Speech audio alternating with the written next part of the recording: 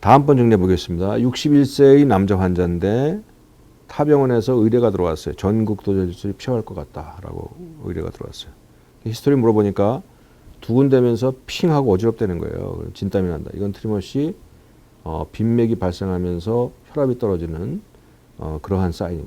히스토리 상에서 고혈압 외에는 특별한 병이 없었다고 그랬어요. 그때 가져온 홀터입니다. 홀터 봤더니 자그마치 27,000개가 나왔어요. 여기는 이제 퍼센트로 나오진 않았는데 이 정도면 한 20%, 30% 될 것 같아요. 런도 많아요. VT도 자주 생겼고 VT 당시에 맥박수는 200회예요. 패스트 VT가 생기죠. 이렇게 생기니까 당연히 혈압이 떨어지면서 환자는 어지럽고 쓰러질 것 같은 느낌을 가졌을 거예요. Hemodynamically unstable VT예요. 굉장히 시리어스하죠.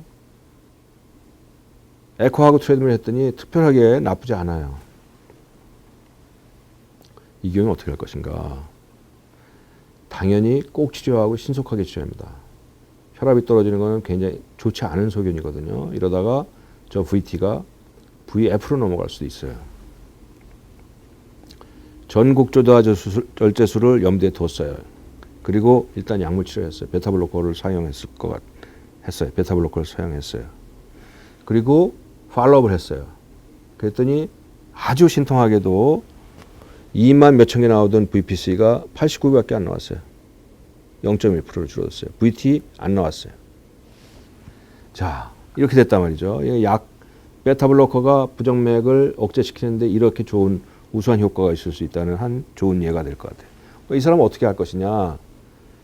그렇게 심하던 사람이 베타블로커 먹고 거의 완전히 좋아졌는데 완전히 좋아졌으니까 그냥 지내도 괜찮을까? 일단은 추적을 해야 합니다. 아주 철저하게 경과 관찰을 해야 됩니다. 환자가 조금이라도 이상이 있다 그러면은 홀타 해봐야 돼요. 만일 조금이라도 약 먹으면서 조금이라도 VT가 있고 심텀이 재발한다면은 전국 구도절제술로 가야 됩니다. 다음번 이해 보겠습니다. 58세 된 여자 환자가 응급실로 왔어요. 30분 전부터 가슴이 두근거리고 어지럽고 식은땀이 났어요. 1년 전 MRI로 입원한 적이 있었어요. 심전도 찍었더니 YQRS 타키카디아가 나옵니다. 혈압이 80에 50, 하트레이트 160이에요. 혈압이 좀 떨어졌어요. 이런 경우 MI가 있었던 사람이고 이 사람이 외래로 온 게 아니고 응급실로 왔어요. 환자는 막 두근거리고 어지럽고 식은땀도 흘려요. 혈압은 80에 50. 이건 이머전시예요. 어떻게 치료하냐. 꼭 신속히 치료하고 VT라고 이 사람이 지금 이게 VT인지 아니면은 VT가 아닌 SVT의 에버런스나 뭐 다른 원인으로 있을지도 몰라요. 근데 그 진단이 정확치 않다 하더라도 빈맥이 있으면서 혈압이 떨어지는 거는 일단 VT로 간주해서 치료하는 게 원칙입니다. 치료는 Synchronized DC Cardioversion이에요. Synchronized가 왜 필요하냐?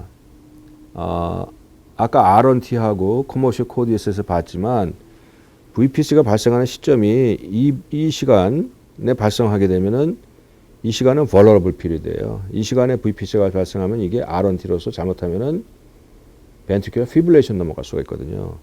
그래서 샥을 줄 때 이 시간을 피해야 되는 겁니다. 이 시간을 피하려니까 눈을 보고 피할 수는 없고 DC 카디오버전하는 기계에다가 싱크로니제이션 시킨 거예요.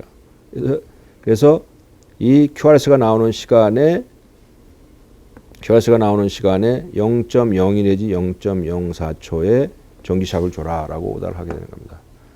그러면은 샥을 줄 때 싱크로를 누르고 버튼을 누르면은 금방 들어가질 않아요. 들어가지 않고 QRS를 센서해서 QRS가 나오는 시점에 이어서 전기 샥이 들어가게 되는 겁니다. 이거는 이런 그 vulnerable period를 피하기 위해서 그러는 것이다. 그래서 이게 R1T라고 그랬죠. 이 시간에 잘못 떨어지게 되면은 VF가 생길 수 있다고 그랬어요. 그래서 그걸 피하기 위해서 하는 것이다.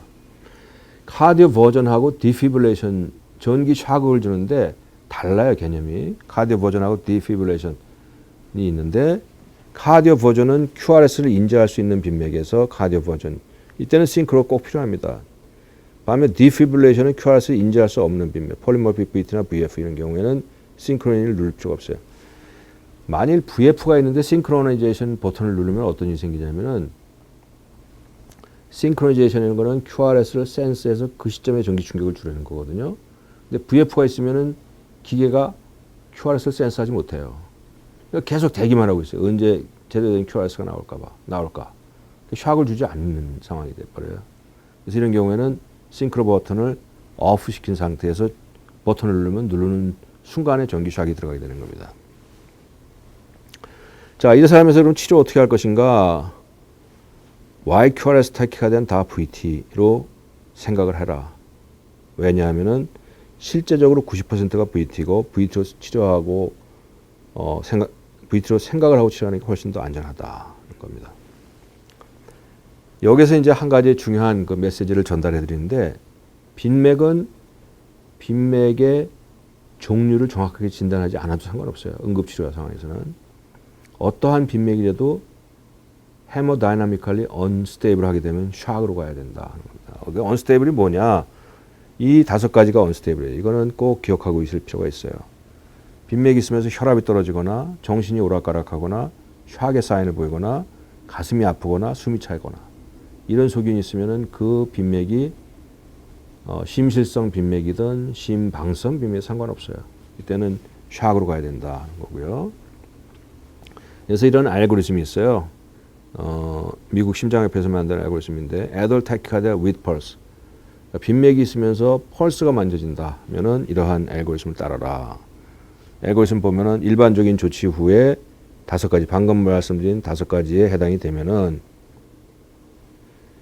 싱크로나이즈 카디오 버전을 해라 하는 게 메시지고요.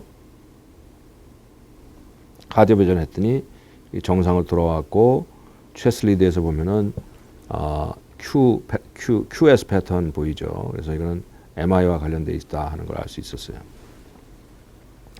장기적으로 어떻게 치료할 것인가? MI 치료가 가장 중요합니다.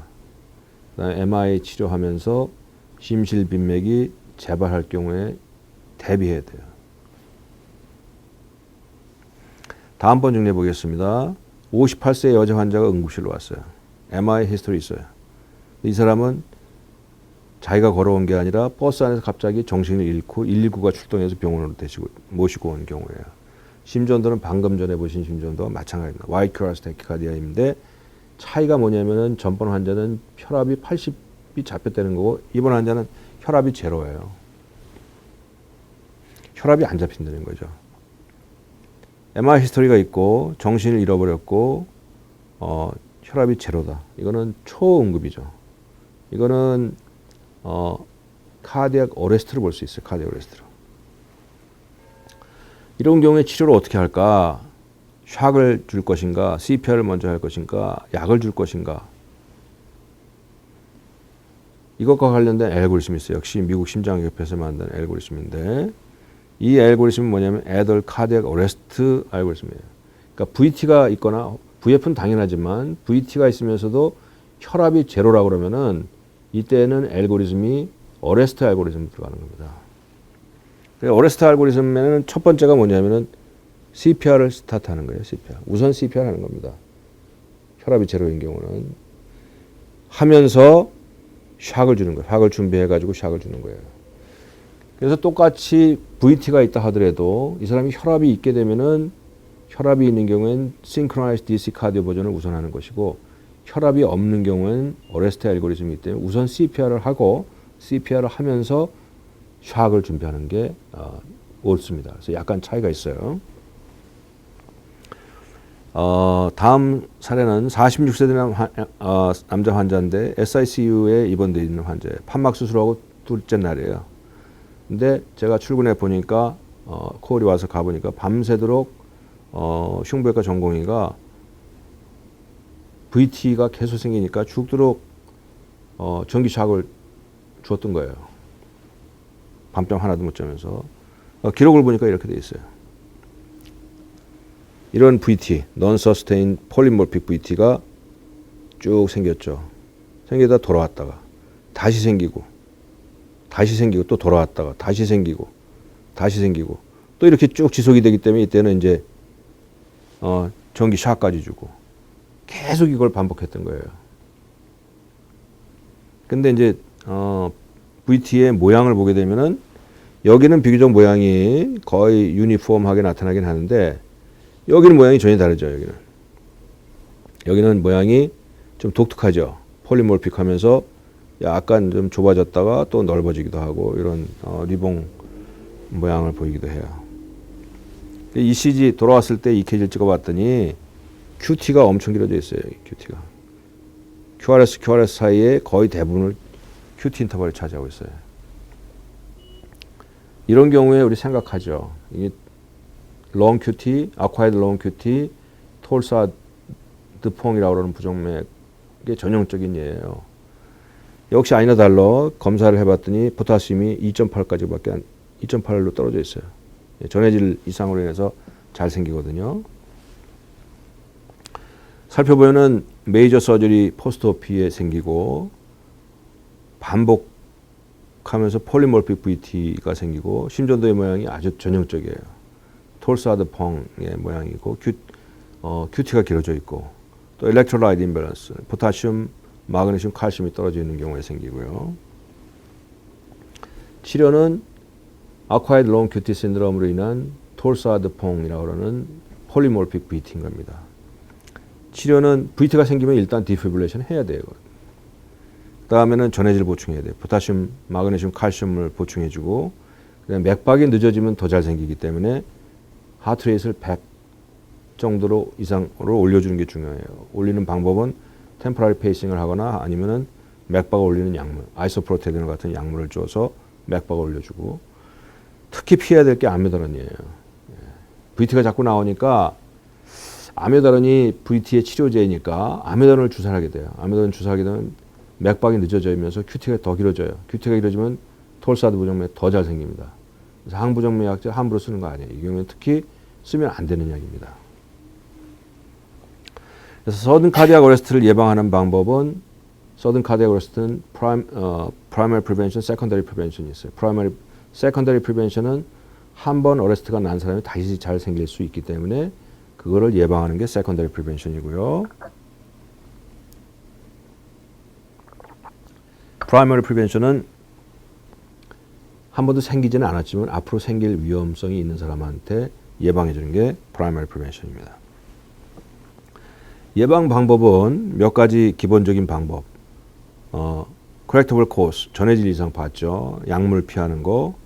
그 다음에 이스케미아 있으면 리바스쿨라이제이션 하는 것이고 약물 치료제로서는 베타블로커, 에미드론, 소타롤이 가능하고 그 외에 심부전 있는 환자에서는 ACE 이니비터나 ARB 같은 걸 치료하는 게 좋고요. 비약물 치료로서는 ICD, CRT, D, 뭐 심장 이식 같은 게 필요할 수 있어요. ICD는 어느 정도의 서든 카디악 어레스트 예방에 의미가 있는가를 본 연구가 첫 번째 나온 연구가 AVID 연구예요. Antiarrhythmic versus Implantable Device라고 하는 연구인데요.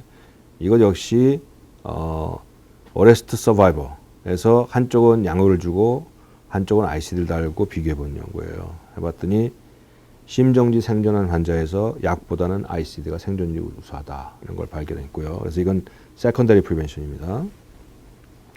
그 다음에 이제 MEDIT 1-2 트라이얼, Multicenter Automatic Defibrillator Implantation Trial이라고 하는 것이에요. 이거는 primary prevention이에요. 심정지를 겪지 않았어도 MI 후에 고위험군이라고 생각되는 경우, EF가 아주 낮은 경우죠. 이런 사람에서 우리가 알고 있는 일반적인 약물 치료를 한 군하고 ICD를 치료하고 비교해봤더니 서바이벌의 차이가 있었어요. ICD가 훨씬 더 사람 오래 살렸다는 걸 알 수 있었고요. 그 다음에 이제 스캇 헤프트라고 그래, Sudden Cardiac Death in Heart Failure Trial이에요. 이것도 이제 1차 예방인데 MI가 아니고 그냥 일반적인 심부전 환자예요. EF가 떨어져 있는 심부전 환자에서 플라시보, 아메다론, ICD 세 가지를 놓고 비교해 봤더니만 어떤 결과가 나왔냐면은 심정지를 겪지 않은 심부전 고위험군 환자에서 아메다론보다 ICD가 사망 감소 효과가 우수하다는 걸 발견했고 아메다론하고 플라시보하고는 별 차이가 없었어요. 그래서 심부전 환자에서는 ICD가 가장 믿을 만하다. 서든 카디악 데스를 예방하는데 ICD라는 건 뭐냐? 삽입형 심실재세동기예요. 가장 왼쪽에 보이는 그림은 우리가 입원해 있는 환자에서 어레스트가 발생하면 저렇게 CPR 하는 과정에서 전기 샥을 주는데 이 샥 주는 거를 기계로 만들어서 사람 몸 안에 집어넣은 겁니다. 그래서 이게 ICD죠. 이게. 그래서 이 안에 들어가 있는 전극이 어레스트가 발생하면 심실세동이나 심실빈맥이 발생하면은 여기서 전기 충격을 줘서 돌리는 그러한 거죠. CRTD라고 하는 것도 그거하고 비슷한 겁니다. 그래서 보시는 그림은 VT가 발생하면은 기가 인식하고 에너지 충전하고 전기 충격을 줘서 정상 리듬을 회복하는 거고, 아래 보이는 그림은 AED예요. 공공단체나 다중이용 시설에 장착하게 돼 있는 AED. AED에서 AED도 똑같이 이런 스스로 VF를 알아차려 가지고 전기 샥을 줘 가지고 정상으로 돌리는 기능을 하고 있어요. 119가 사용하고 있는 것이죠. 그래서 마지막으로 심실부정맥의 치료에 대해서 심실부정맥을 가지고 있는 환자에 대한 접근법과 치료에 대해서 공부를 해봤는데, 이걸 한마디로 정리한다면은 원인과 동반 심질환의 치료가 우선이다. 즉 스트럭처럴 하트 디지즈가 가지고 있는 경우에는 그 하트 디지즈에 대한 치료가 가장 중요하다. 이스케믹 하트 디지즈, 하트 페일리어, 하이퍼텐시브 하트 디지즈 등등 그 언더라잉한 하트 디지즈에 대한 치료가 우선이다. 두 번째, 생명을 위협하는 부정맥은 꼭 치료하고 신속하게 치료한다. VT, VF 마찬가지죠. 그 다음에 증상이 있는 부정맥도 치료한다.